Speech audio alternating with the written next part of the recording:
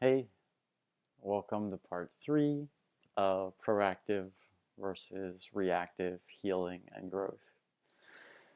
So the quick summary is, I'm going to share some analogies to for this idea in other areas of life. If you think about your physical health or your financial health, do is it more valuable for you? Is it more benefit? Is it more efficient and effective for your time and money, energy, um, to invest in yourself, to work on something uh, proactively when you're doing okay or great, versus reactively when only when things have really the crap has hit the fan or it's just in a really hard place.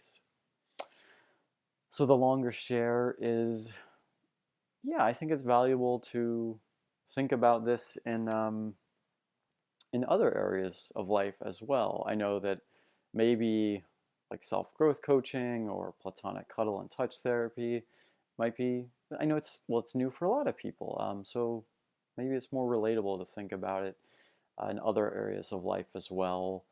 Um, or yeah, to be honest, to really maybe drive the point home more.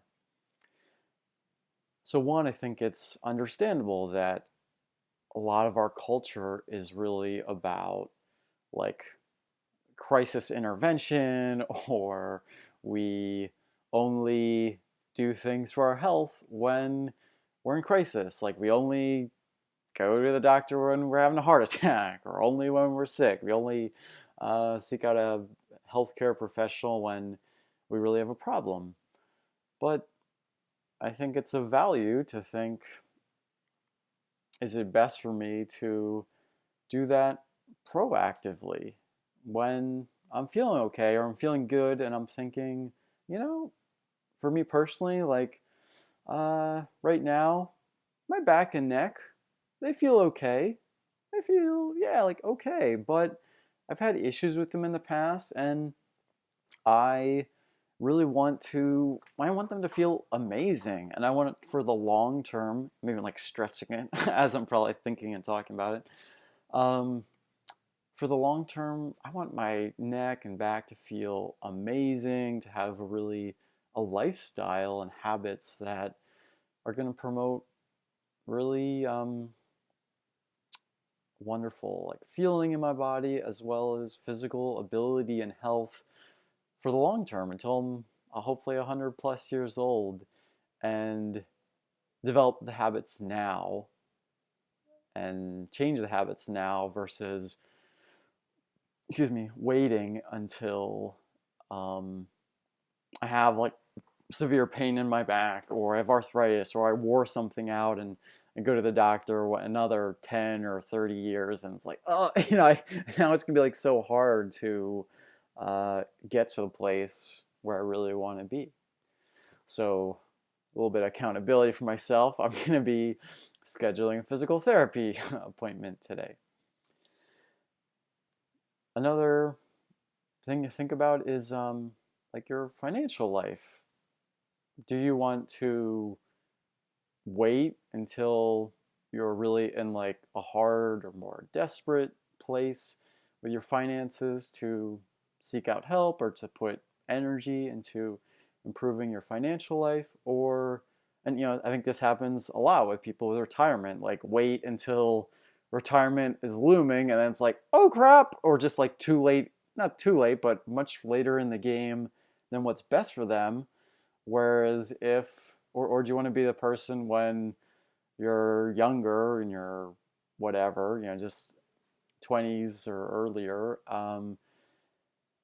and no shaming if this isn't you, but just you want to be that person who thinks about it ahead of time and is like, oh, I want to create a financial life that feels really enjoyable and easy and stress free for me.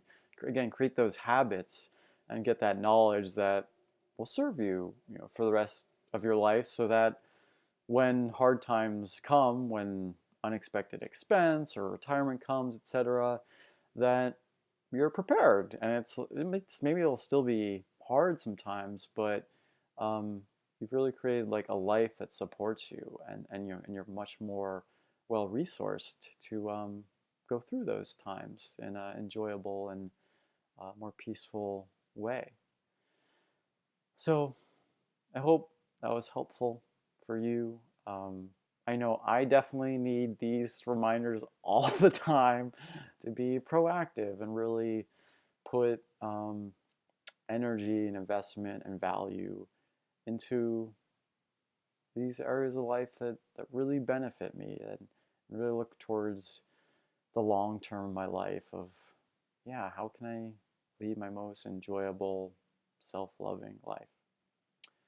So please feel free to reach out with any comments below or questions about my practice or this topic, uh, as well as you can like the video, subscribe, share with anyone. And yeah, my contact info is below. I also have my phone number on my website. And yeah, I want to say thank you so much for sharing this time with me.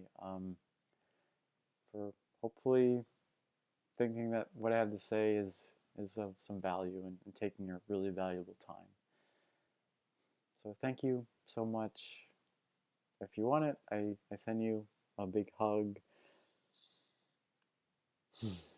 and much platonic love and best wishes.